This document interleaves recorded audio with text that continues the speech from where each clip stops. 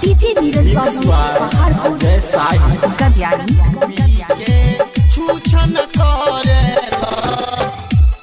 Music by आप सुन रहे हैं सिंगर तिवारी दीपू की आवाज में। छूछन करेला तुम तो नशा बाज बड़ो दारू पी के छूछन करेला रात दिन राजा जदि दारू पियब सुखले जवानी मोर जियान करब सुखले जवानी मोर जियान करब रात दिन राजा जदि दारू पियब सुखले जवानी मोर जियान करब नशा बाज बड़ो दारू पी के छूछन करेला छोड़ा दारू पिय दूध बॉडी बनी हो साझली हकी समी से चेहरा चमकी हो तुम तो नशा बाज बड़ो दारू पी के छूछन करेला छूछन करेला डीजे नीरज बाबू पहाड़पुर गद्यानी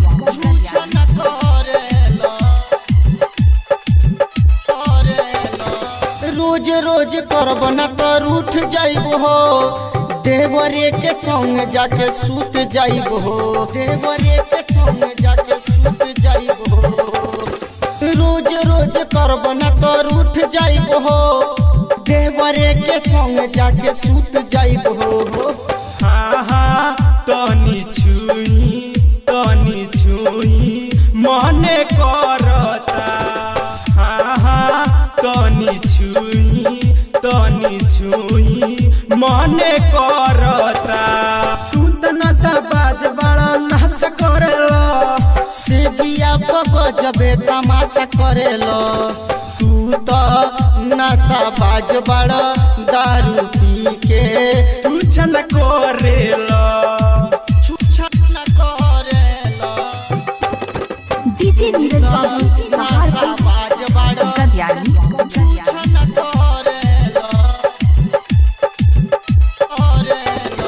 देवरा राजकुमार सरगम बात तो बात सही